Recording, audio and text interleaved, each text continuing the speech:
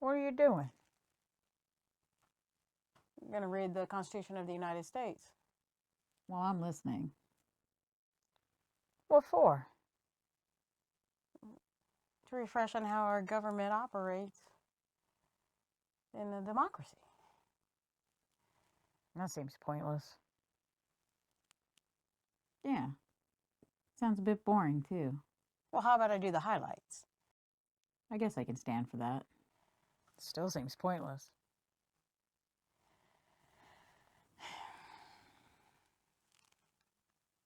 Doing nothing will result in nothing.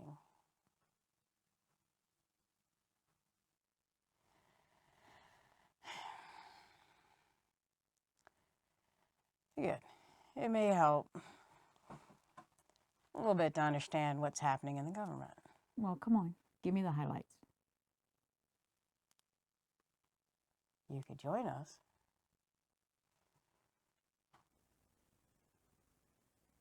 All right, here we go. The Constitution of the United States.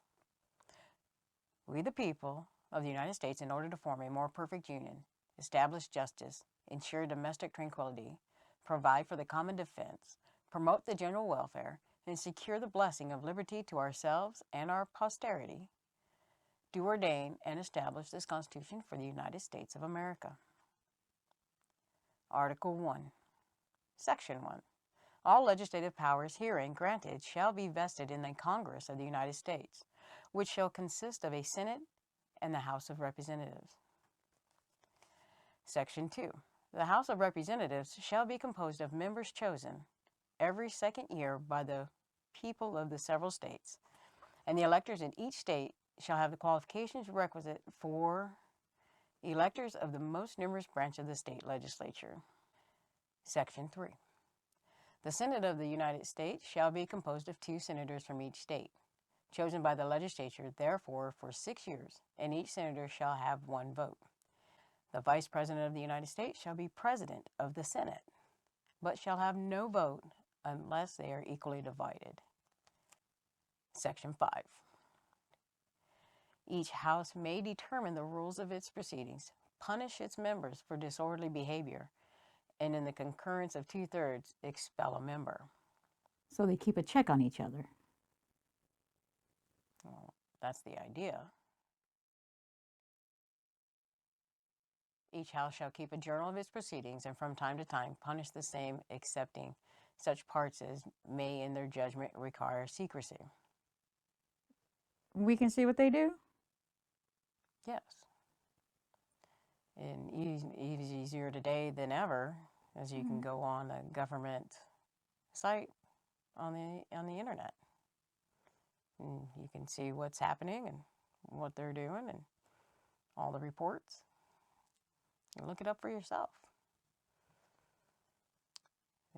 And the yeas and nays of the members of each house on any question shall, at the desire of 1/5 of those present, be entered on the journal. You can see all of this stuff. Section 7. Well, this part is how it all works for bills and laws to be created. All bills for raising revenue shall originate in the House of Representatives, but the Senate may propose or concur with amendments as on other bills. Every bill which shall have passed the House of Representatives and the Senate shall, before it become a law, be presented to the President of the United States. If he approves, he shall sign it, but if not, he shall return it, with his objections to the House in which it shall have originated, who shall enter the objections at large on their journal and proceed to reconsider it. If after such reconsideration 2/3 of the House shall agree to pass the bill, it shall be sent, together with the objections, to the other House, by which it shall likewise be reconsidered, and if approved by 2/3 of that House, it shall become a law. But in all such cases, the votes of both houses shall be determined by yeas and nays, and the names of the persons voting for and against the bill shall be entered on the journal of each house respectively. If any bill shall not be returned by the President within 10 days, Sundays excepted,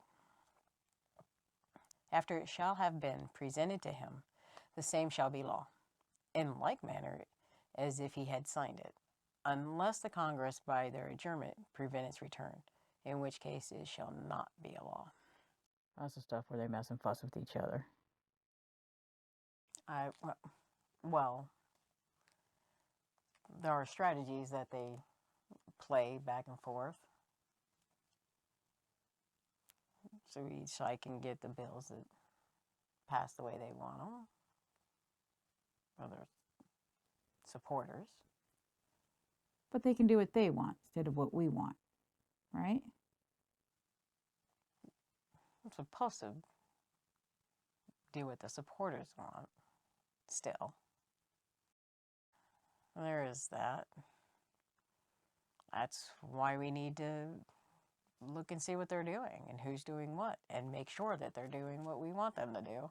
That's why there's records. And then you vote. Yeah, voting.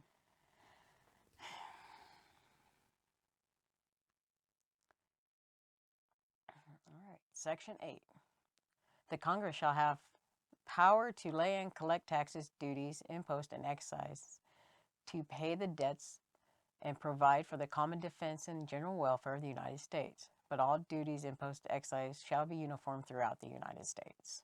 To borrow money on the credit of the United States, to regulate commerce with foreign nations and among the several states and with the Indian tribes, to establish a uniform rule of naturalization and uniform laws on the subjects of bankruptcies throughout the United States, to coin money, regulate the value thereof and of foreign coin, and fix the standard weights and measures, to provide for the punishment of counterfeiting the securities and current coin of the United States, to establish post office and post roads, to promote the progress of science and useful arts by securing for a limited time to authors and inventors the exclusive rights to their respective rights and discoveries, to constitute tribunals inferior to the Supreme Court, to define and punish piracies and felonies committed on the high seas, and offenses against the law of nations, to declare war, grant letters of marque and reprisal, and make rules concerning captures on land and water,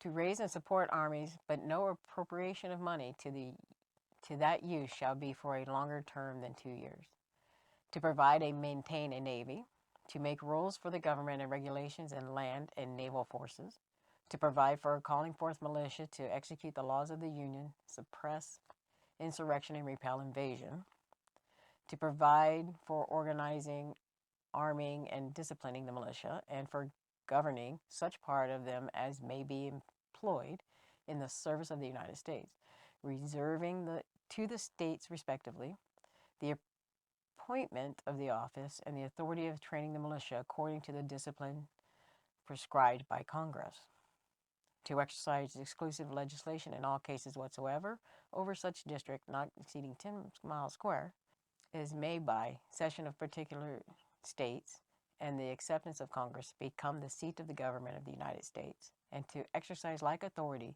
over all places purchased by the consent of the legislature of the state in which the same shall be, for the erection of forts, magazines, arsenals, dockyards, and other needful buildings, and to make all laws which shall be necessary and proper for carrying into execution the foregoing powers, and all other powers vested by this Constitution in the government of the United States, or in any department of the office thereof. Section 10. No state shall enter into any treaty, alliance, or confederation, grant letters of marque and reprisal, coin money, emit bills of credit, make anything but gold and silver coin and tender in payment of debts, pass any bill of attainder, ex post facto law, or law impairing the obligation of contracts, or grant any title of nobility.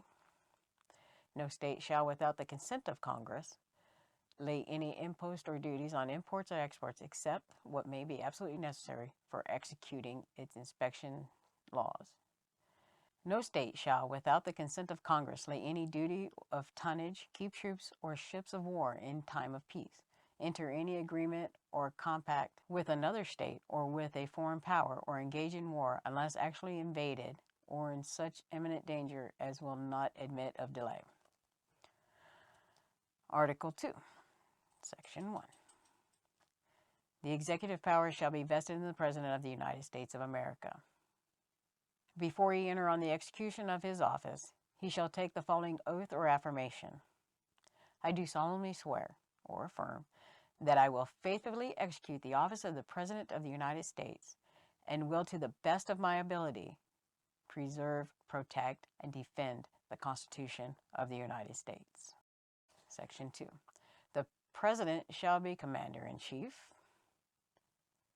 He shall have the power by and with the advice and consent of the Senate to make treaties, provide 2/3 of the Senate present concur, and he shall nominate and by and with the advice and consent of the Senate shall appoint ambassadors, other public ministers, and counsel, judges of the Supreme Court, and all other offices of the United States whose appointment are not herein otherwise provided for, and which shall be established by law. But the Congress may by law vest the appointment of such inferior officers as they think proper, in the President alone, in the courts of law, or in the heads of the departments. So he can't do anything alone. He needs Congress to approve. Yes, on most things. There are limitations to what the President can do alone without Congress, and vice versa. Section 3. He shall from time to time give to the Congress information of the state of the Union and recommend to their consideration such measures as he shall judge necessary and expedient. He shall take care that laws be faithfully executed and shall commission all the officers of the United States. Article 3, Section 1. The judicial power of the United States shall be vested in one Supreme Court and in such inferior courts as the Congress may from time to time ordain and establish. Okay. So there's the legislative branch, the executive branch, the judiciary branch. Yes, that's what makes up our democracy, the 3 branches of government. And they create that check and balance that people say. Democracy. Checks and balance. Where has that been of late?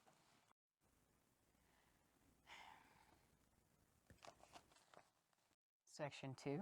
The judicial power shall extend to all cases in law and equity arising under this Constitution, the laws of the United States, and treaties made or which shall be made under their authority, to all cases affecting ambassadors, other public ministers and councils, to all cases of admiralty and maritime jurisdiction, to controversies to which the United States shall be a party, to controversies between 2 or more states. The trial of all crimes except in cases of impeachment shall be by jury. Treason against the United States shall consist only in levying war against them or in adhering to their enemies, giving them aid and comfort. Article 4, Section 1. Full faith and credit shall be given in each state to the public acts, record, and judicial proceedings of every other state.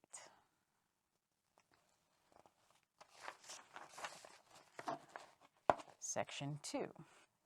The citizens of each state shall be entitled to all privileges and immunities of citizens in the several states. Okay. Section 4. The United States shall guarantee to every state in this union a republic form of government, and shall protect each of them against invasion, and on application of the legislature of the executive, when the legislature cannot be convened, against domestic violence. Article 5. The Congress, whenever 2/3 of both houses shall deem it necessary, shall propose amendments to this Constitution, or on the application of the legislatures of 2/3 of the several states, shall call a convention for proposing amendments, which in either case shall be valid to all intent and purposes, and part of this Constitution, when ratified by the legislature of 3/4 of the several states, or by conventions in 3/4 thereof, as the one or the other mode of ratification may be proposed by the Congress. And that's what I was saying earlier. The beauty of the Constitution is it can be changed. So we can use some more changing today. like term limits for Congress. Well, there are ways for that to happen. Again, with the voting. That would be the problem if you're not voting.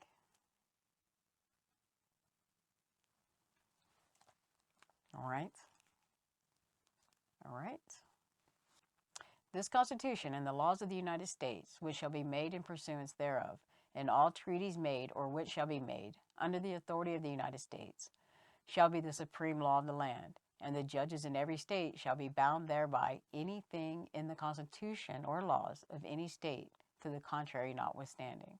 The senator and representatives before mentioned, and the members of the several state legislatures, and all executive judicial officers, both of the United States and of the several states, shall be bound by oath or affirmation to support this Constitution.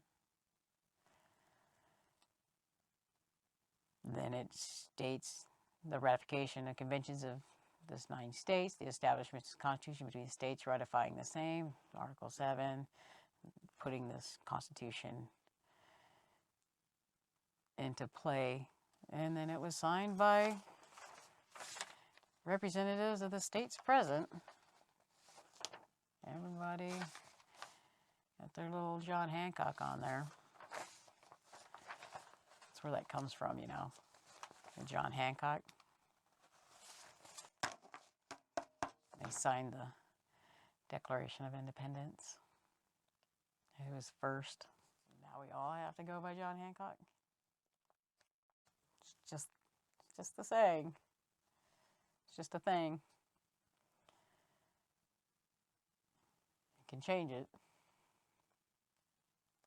It's the beauty of humanity. It's always changing.